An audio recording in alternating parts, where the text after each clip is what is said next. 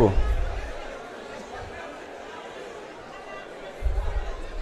S'il vous plaît. Monsieur le Premier ministre, vous avez la parole pour 20 minutes.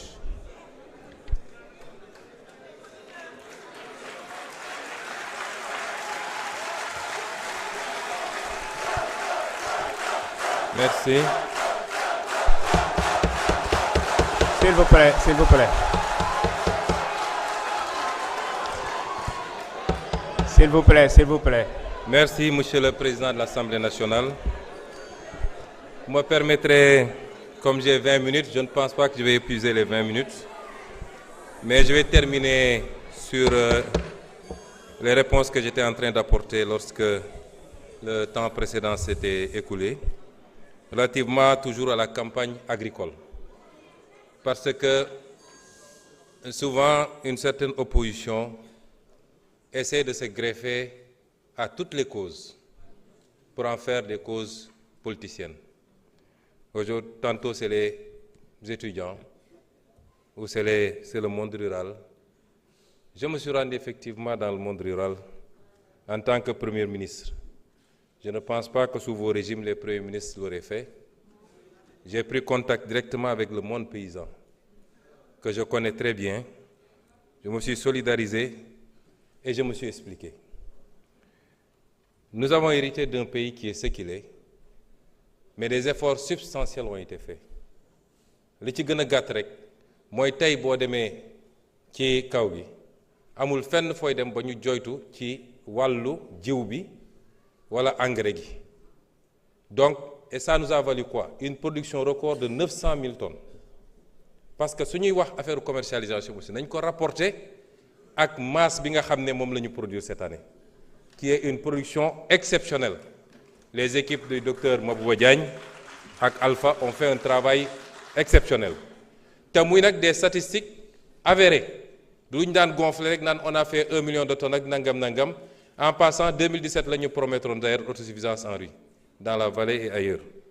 Donc du travail concret a été fait. soo amee nag lu toll noonu ci production l'écoulement mënul jàllee au même rythme que soo produire 400 000 tonnes ou 250 000 tonnes ou 500 000 tonnes. muy premier élément. wax naa ko fi ñu toll tembe dans le nord pratiquement gerte gi jeex na.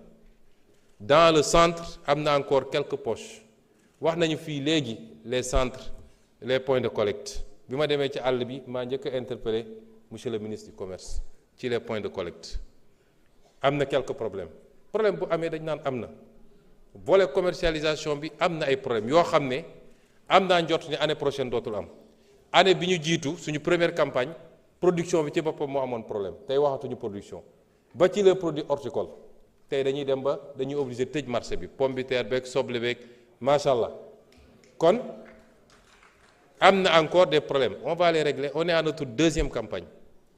Sur les 50 campagnes à venir, vous verrez ce que les paysans vont avoir, Inch'Allah. Donc, am na des problèmes qu'on est en train de régler. wax naa nag dans le sud tey dans le Médina Yoro Foulah qui est devenu un très grand bastion. Presque les gens ne se rendent pas compte que le bassin arachidier est en train de se déplacer. Il est vers la fin du centre, il est vers le sud, mais région de Kolda, Médina Yoro Foulah, etc. moo tax ma ne la les 2 prochains mois la Sonacos prioritairement. On est confronté à un problème de financement. Def nañu effort avec la BOAD, on a mobilisé 50 milliards supplémentaires. jox 28 milliards les opérateurs pour fay leen ñu mun leen dem jël les 23 milliards ou les 22 milliards restants jox ko Sonacos. ñu ngi continuer ci rythme boobu pour appuyer. 450 000 tonnes yi fan la jóge ba ma demee maa ne comme commercialisation bi yéex na. Les gens avaient pollué en disant qu'on a interdit l'exportation. On n'a jamais interdit l'exportation. On a mis une taxe à l'export de 40 francs sur le kilo. mu andi woon jiixi jaaxa. Ça aussi on le fait pour protéger un peu et le producteur nga xam ne moo ne ci naaj bi di sonn waaye ñeneen ñooy bénéficier wu ci affaire bi et pour protéger également nos industriels pour ñu mën a am gerte. les gens sont allés dire que dañu télé exportation daaw la ñu bloqué woon exportation bi vers la fin on a libéré ren on n'a jamais interdit l'exportation.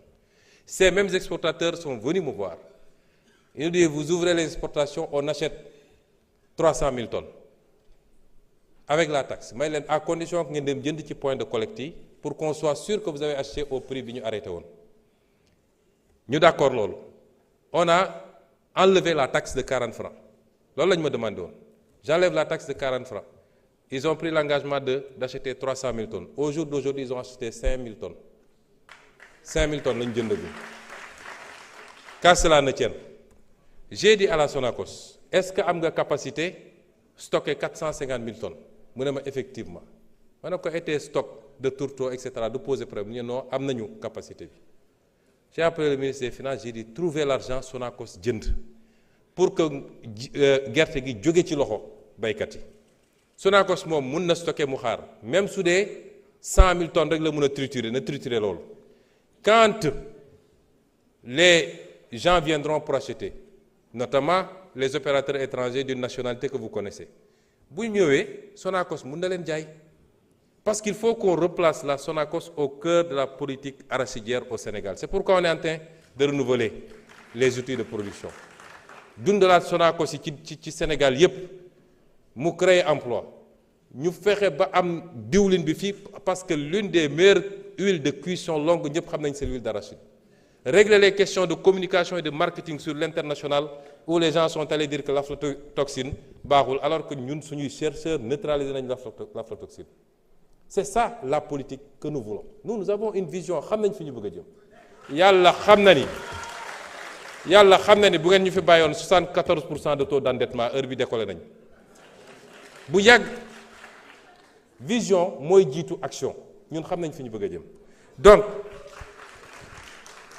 malgré tout on est en train de renouveler les lignes wax naa la ni fii Ziguinchor dinañu renouveler ligne bi toutes les machines ont été commandées et ça va passer de 200 000 tonnes jour à 500 000 tonnes jour à triturer Kaolack dinañ ko renouveler ça va passer de 400 000 tonnes de 400 tonnes du moins à 1000 tonnes Ziguinchor ça passe de 200 tonnes à 500 tonnes la ñuy jëlee foofu ci machine parce que Diourbel actuellement décortiquage rek lay def on retape Diourbel mu démarrer moom it avec une production attendue de 250 tonnes jour et on va continuer cette logique nee naa la en moins d'1 an Louga Ziguinchor